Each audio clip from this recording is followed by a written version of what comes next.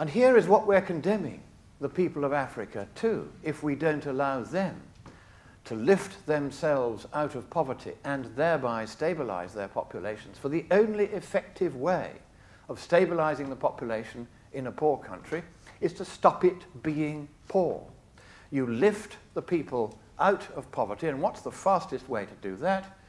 It is by allowing them to burn fossil fuels and generate electricity by the cheapest and most reliable method known to man.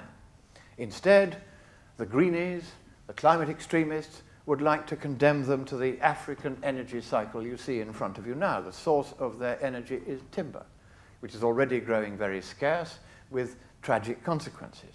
Its transmission is on the backs of the people, and its use is the burning in smoke-filled huts with inadequate or no chimneys, where the children all too often die of respiratory diseases induced by the smoke. That's a tragedy. And that's why the truth matters. We want to make sure that we do not have what the army chillingly calls collateral damage from the global policies we adopt to deal with global problems. And I'm sorry to start on this somber note, but it is very important to realize how high the stakes are, not only for us, but far more so for the poor of the world who depend upon us to get these decisions right. For it is they who pay the price, and pay the price all too often with their lives if we do not. Now, if the threat of global warming is real, why are so many lies told about it by those who wish us to believe that it is real? If they wanted us to believe, they would understate things gently and quietly explain that this is terrible. They wouldn't overstate, as they do all the time. Here is Sir John Horton, the first chairman of the IPCC, now under criminal investigation as well as the current chairman of the IPCC, for filing false accounts 3 years running in London in a charity for which both of them are trustees, and it is the trustees' responsibility to file accurate accounts. And he said in a book that he wrote some years ago, unless we announce disasters, no one will listen. Here is Stephen Schneider, a scientist active in the IPCC. We have to offer up scary scenarios. No, we don't. We have to offer up the truth, the whole truth, and nothing but the truth. Then we have, here's another one, this is Stephen Guilbeault of Greenpeace in Britain. Global warming can mean colder, it can mean drier, it can mean wetter. That's what we're talking about, man. It's an outrage. And then, of course, the greatest of them all, Albert Arnold Gore. I believe it is appropriate to have an over-representation of factual presentations on how dangerous it is. I mean, where do they get these people? Here's a little test for you, just to see how we're getting on here. This is the publicity poster for Al Gore's sci-fi comedy horror movie. Now, the question is this. What is wrong with the graph that you see on this picture? Hands up. Yes. Yes, thank you very much. Under the word all, you'll see the graph goes backwards in a very peculiar way, which it couldn't do if it was a graph of temperature over time, which is clearly what it's purported to represent. That line was not drawn by any computer, it was not drawn by any scientist, it was drawn by a PR executive for Gore's movie, and an extremely scientifically ignorant one at that. Here's another one. These are the 9 lies that Al Gore was found by a High Court judge in London to have perpetrated in his movie. And the judge ordered the Department of Education in Britain to circulate 77 pages of corrective guidance to every school before innocent school children could be subjected to this rubbish.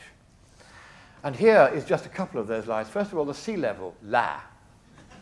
Now here, Al Gore says we're going to get 20 feet or 610 centimeters of sea level rise as Greenland and Antarctica begin to melt over the next 100 years. Imminently, he says, this is going to happen.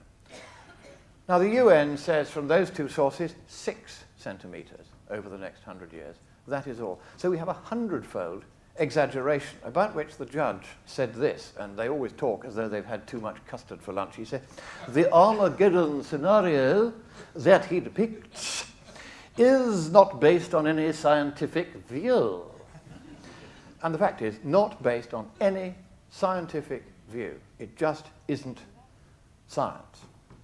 And in fact, Gore himself doesn't believe his own sea level lie. And the reason why is that he bought a £4 million condo, you'll see it here, in the St. Regis Tower, San Francisco, the same year he was making that movie with that lie in it, and he paid $4 million, and that condo is feet from the ocean at Fisherman's Wharf. Now that tells you all you need to know about whether he actually believes a word of what he's saying. Then we have the polar bears lie. And here he says, a scientific study shows for the first time they're found in polar bears that have drowned, swim in long distances up to 60 miles to find the ice. And here's the truth. That's the paper that he was citing. 4 dead polar bears. And does the paper say that they were killed by global warming? No, it does not. It says there was an unusually strong storm, and so they got swamped in the way that sometimes happens in nature. Now, we have a scientific phrase, we scientists, for this. Shit happens.